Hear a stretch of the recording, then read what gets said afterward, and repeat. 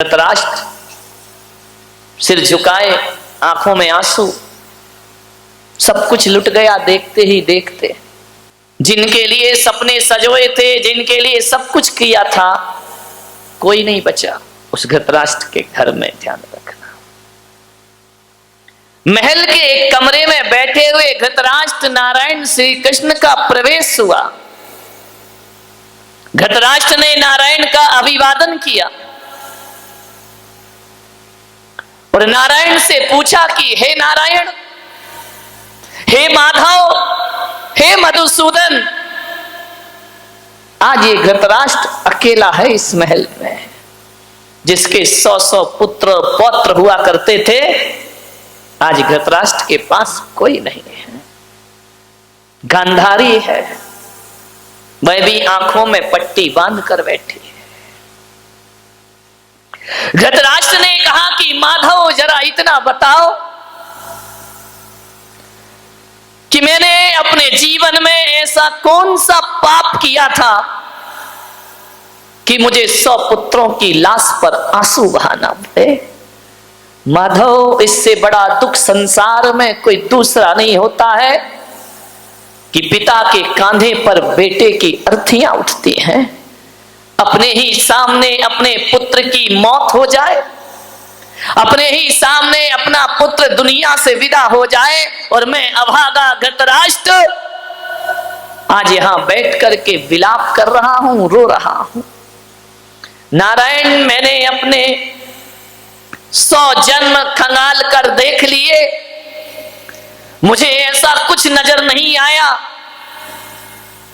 ऐसा कौन से जन्म में कौन सा पाप हुआ था जिसके कारण मुझे 100 बच्चों की लाश पे आंसू बहाना पड़े। नारायण, जरा ये तो बताओ कि तुमने भी मुझे समझाया, शांति का प्रस्ताव लेकर आए थे, द्रोणाचार्य, कृपाचार्य, सबने मुझे मार्गदर्शन किया। मेरा अनुज विदुर मुझे समझाता रहा, लेकिन मुझे कुछ समझ नहीं आया। हे कृष्ण, मैं युद्ध नहीं चाहता था, मैं इसे टालना चाहता था, लेकिन दुर्योधन दुशासन की समझ ना आया। अब आज कृपा करके मेरी आत्मा को शांति मिले। मैं आत्मगिलानी से भर रहा हूं, अपने ही खानदान के रक्त से सने हैं मेरे हाथ। बस इतना बताओ मधुसूदन कि मैं नियति को बदल क्यों नहीं पाया, मैं नियति का परिवर्तन नहीं कर पाया, मैं होनी को नहीं बदल पाया। लाख मन को समझाया, क्या वजह है कि मैं होनी को अनहोनी ना कर सका। कृष्ण ने कहा, राजन, ये तुम्हारे ही कृत्यों का परिणाम है। एक बात ध्यान रखना, नारायण कृष्ण का कर्मयोग कहता है कि आदमी को जो कुछ भी प्राप्त होता है उसके कर्मों के फल से प्राप्त हुआ करता है। और यही जैन दर्शन कहता है कि यहाँ कोई किसी का दुश्मन नहीं होता, कोई किसी का मित्र नहीं होता है। आज तुम जिस स्थिति में आकर बैठे हो या जिस स्थिति में पहुंचे हो, इसके उत्तरदायी कोई और नहीं, हमारे ही कृत्य हुआ करते हैं, हमारी ही करनी हुआ करती है। ध्यान रखना, आज तुम्हें जो भी मिल रहा है, सुख मिल रहा है तो भी तुम ही कारण हो, दुख मिल रहा है तो भी तुम ही कारण हो, सम्मान मिल रहा है तो उसके जिम्मेदार भी आप ही हैं, और अपमानित हो रहे हैं तो उसके जिम्मेदार भी आप। घर स्वर्ग जैसा है तो उसे स्वर्ग बनाने में आप ही जिम्मेदार हैं, और घर नरक जैसा है तो उसे नरक बनाने में आप ही। जब जैसी करनी वैसा फल, आज नहीं तो निश्चित कल। नारायण कृष्ण ने कहा कि राजन, महाराज धृतराष्ट्र, ये बात 100 जन्मों की नहीं है। धृतराष्ट्र ने कहा कि मैंने 100 जन्म देख लिए, कुछ नजर नहीं आता, मैंने ऐसा कौन सा पाप कर लिया था कि मुझे 100 पुत्रों पे रोना पड़ रहा है। नारायण कृष्ण ने कहा, बात 100 जन्मों की नहीं है, बात तो 100 जन्म से पहले की है। रोकिए, ले जाओ उठा के। ये कंप्यूटर इंटरनेट का युग है। बाप आंख से डर सकता है, बेटा नहीं डरता है। विचार करिए।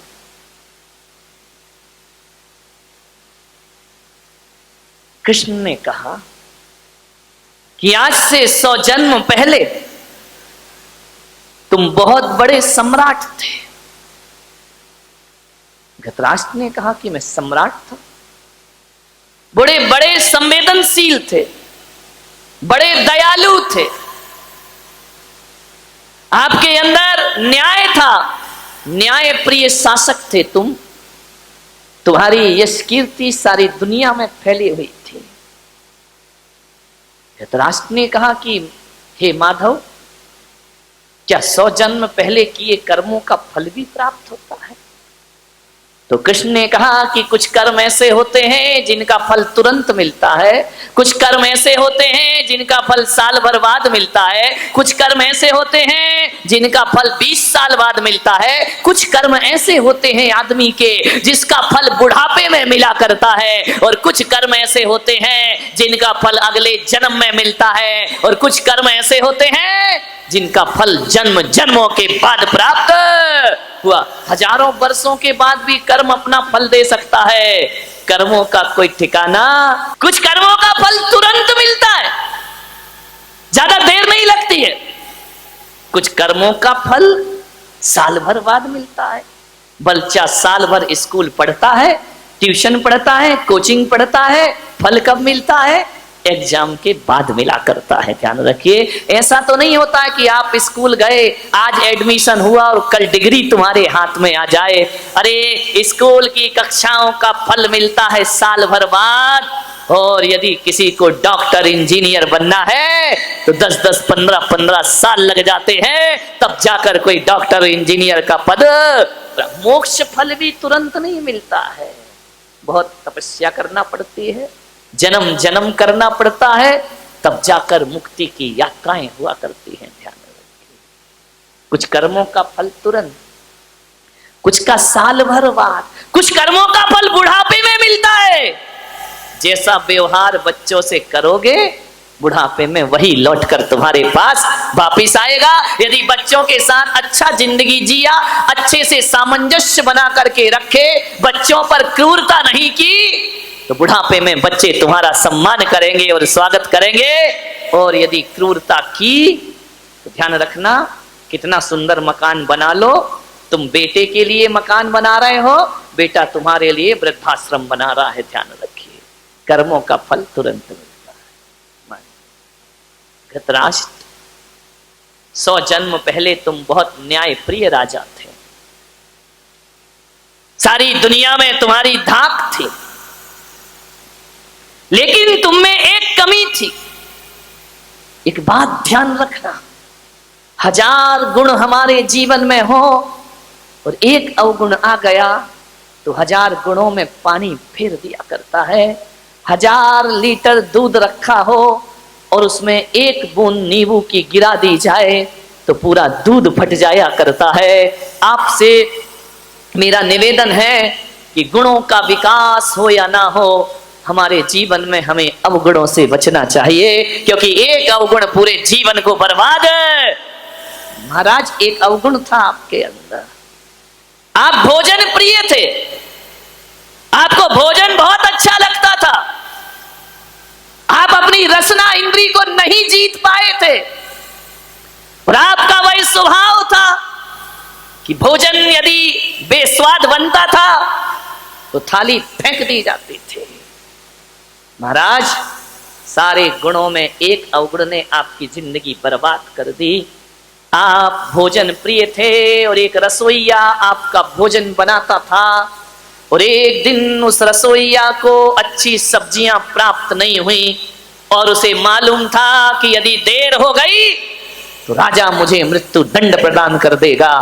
उस रसोइये ने महल के पीछे जाकर के एक हंस के बच्चे को लेकर के आया, और खाने को कुछ नहीं था, आप तो न्याय प्रिय शाकाहारी थे, लेकिन रसोइये ने हंस के बच्चे का मांस आपको खिला दिया। इतना मिर्च मसाला तेल उसमें डाला गया, आप समझ नहीं पाए कि ये क्या है, और रसोइये ने हंस का बच्चा खिलाया। आप खा गए महाराज, ना आपने देखा, ना विचार किया, ना आपने सोचा, उस मांस को आपने खाया और इतनी तारीफ करी उस रसोइये की, अपने गले का हार उतार कर उसे इनाम में दे दिया। रसोइये ने कहा अब तो मजा आ गया। धीरे धीरे उस रसोइये ने प्रतिदिन इनाम की लालच में 100 हंसों के बच्चों को मार मार कर आपको खिला दिया। आप खाते रहे महाराज, खाते रहे, जिह्वा के लोलुपी हो गए। मैं आपसे निवेदन करता हूं, आदमी किसी चीज पर ध्यान दे या ना दे, आदमी को अपने खान पान पर ध्यान जरूर देना चाहिए, क्योंकि भोजन से रक्त बनता है, भोजन से मांस बनता है, भोजन से सप्त धातुएं बनती हैं, भोजन से रक्त का निर्माण होता है, और जैसा रक्त होता है वैसे विचार पैदा हो जाया करते हैं, और जैसा विचार होता है वैसा ही आदमी का व्यवहार बन जाया करता है, और जैसा व्यवहार होता है वही आदमी के संस्कार बन करके खड़े हो जाते। ध्यान, भोजन पे बहुत ध्यान रखना।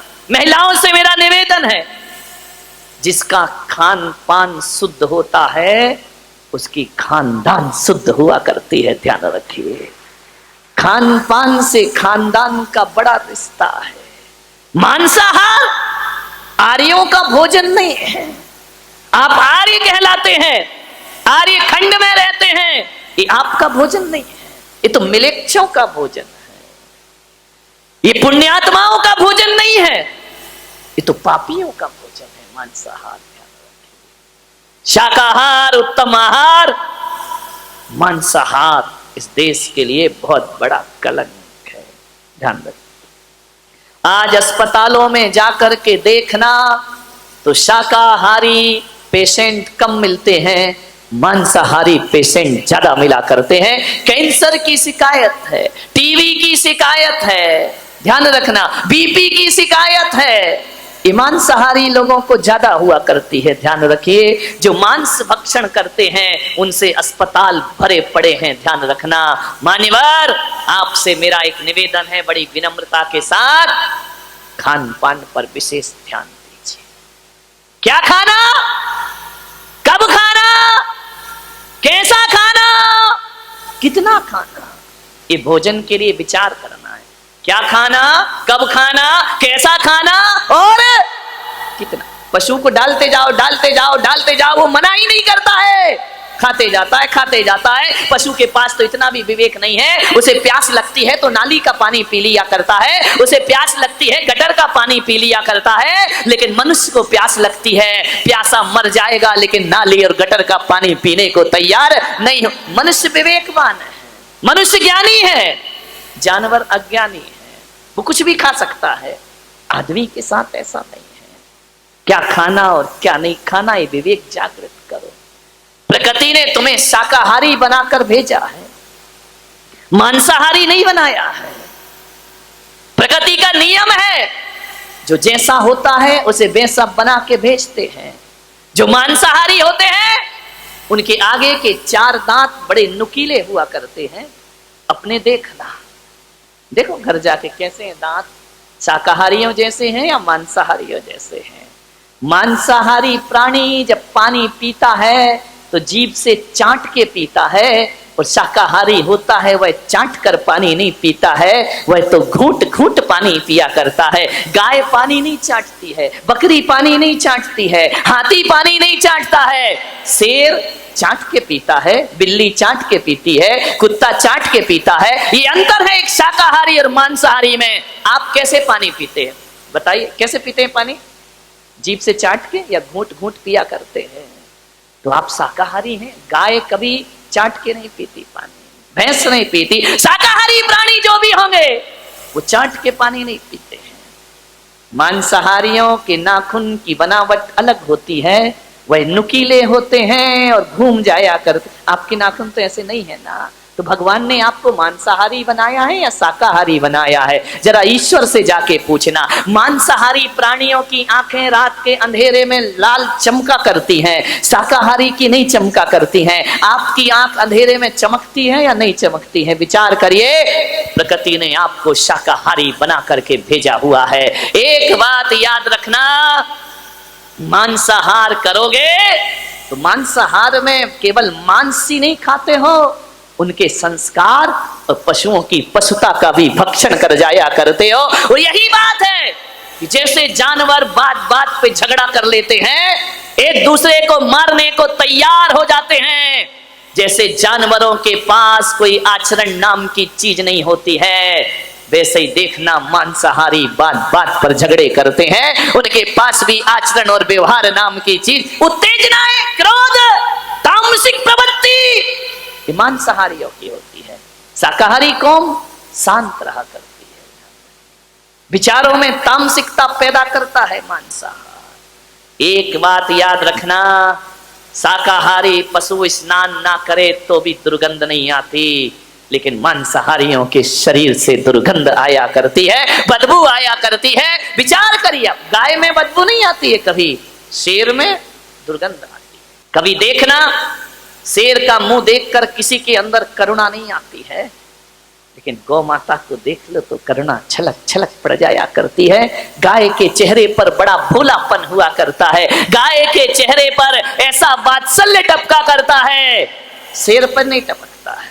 ध्यान रखना। राजन, तुमने 100 हंसों का मांस खाया है, आज उसका ये दुष्परिणाम है कि तुम्हें 100 बच्चों की लाश पे आंसू बहाना पड़ रहे हैं। ध्यान रखिए, तुमने भी तो किसी के बच्चे छीने थे, तुमने भी तो क्रूरता से धृतराष्ट्र ने कहा कि महाराज वो तो मेरे अनजान का कृत्य था, क्या अनजान के किए पापों की भी सजा मिलती है कि जानबूझकर किए पापों की सजा मिलती है? आदमी यही सोचता है कि जो पाप जानबूझ के किए जाते हैं उनका फल ज्यादा मिलता है। मैं पुलक सागर कहता हूं, कर्म तो कर्म है, चाहे बेहोशी में करो चाहे होश में करो, उनका फल तो प्राप्त। आप एक बात बताइए, बारामती के लोगों से मैं पूछ रहा हूं, किसी के घर आप गए, बैठने गए, और यदि उसने 2 गिलास रख दिए दूध के, एक में जहर मिला है और एक में नहीं मिला है, आपको नहीं मालूम किसमें जहर है किसमें नहीं है, और आप जहर वाला गिलास पी गए, फल मिलेगा या नहीं मिलेगा? बोलिए, क्यों? आपने जानबूझ के थोड़ी पिया है, अनजाने में पिया है ना, फल प्राप्त होगा या नहीं होगा? ध्यान रखना, कर्म किसी को नहीं छोड़ा करते हैं। आप यदि अनजाने में इस प्लग में उंगली डाल दो, झटका लगेगा या नहीं लगेगा? नहीं, करंट को बोलना भाई वो तो अनजाने में हुआ, तू करंट क्यों लग रहा है मुझे? ध्यान रखिए, जानबूझ कर करो या अनजाने में, सजा तो प्राप्त जरूर। और एक बात याद रखना, जीवन में 90% पाप अनजाने में ही हुआ करते हैं मेरे भाई, जानबूझ के कोई पाप नहीं किया। 10% पाप जानबूझ के होते हैं, 90% पाप अनजाने में होते हैं। तो आप इस गफलत में ना रहें कि अनजान में किए गए पापों की सजा नहीं मिलती है। यदि अनजान में कांटे पर पांव रख दो तो वो भी चुभता है मेरे भाई, और अनजाने में कोई अंगार हाथ में रख दे तो वो भी जलाने का काम किया करता है। अज्ञान में भी यदि पाप किए हैं, फल जरूर प्राप्त। धृतराष्ट्र की आंखों से आंसू आने लगे, बोले हे माधव, ये तो बताओ कि मैं अंधा क्यों हो गया? राजघराने में पैदा हुआ, मेरी आंखों में रोशनी क्यों नहीं है? मैं इस वंश में, इस कुरु वंश में ऐसा राजा क्यों बना कि सिर पर ताज भी था लेकिन मैं देख नहीं सकता था? कृष्ण ने कहा, इसके भी जिम्मेदार तुम ही हो, क्योंकि जब वो रसोइया मांस खिलाते रहा तो तुम अंधे बनकर के खाते रहे। तुमने ये भी नहीं पूछा कि ये क्या है, क्या बना रहा है। तुम रंग और स्वाद में डूब गए थे। आंखें होने के बाद भी तुमने आंखों से देखा नहीं। तो कर्म ने कहा कि जब आंखें होकर भी उपयोग नहीं करता है तो अगले जन्म में से अंधे की पर्याय में पैदा। ध्यान रखिए, समझिए कर्म प्रकृतियों को। होते हुए भी आप नजरअंदाज कर रहे हैं तो आपको ये आंखें दोबारा मिलने वाली, इसलिए धृतराष्ट्र तुम अंधे हुए। बोली द्रौपदी की तो आंखें हैं, ये पट्टी बांध कर क्यों बैठी है? बोले इसलिए इसका भी कर्म है। वो जो हंसों का मांस खिलाते रहा वो रसोईया कोई और नहीं, ये द्रौपदी ही है, जो इनाम के लालच में तुम्हें हंस के बच्चे खिलाते रहा। आंखें होकर भी इसने अनदेखा किया, इसलिए आंख होकर भी आंखों में पट्टी बांधने को मजबूर हो गई। अब विचार करिए, रोशनी होकर भी दुनिया नहीं देख पाई गांधारी, ये तुम्हारे ही कर्मों का फल हुआ।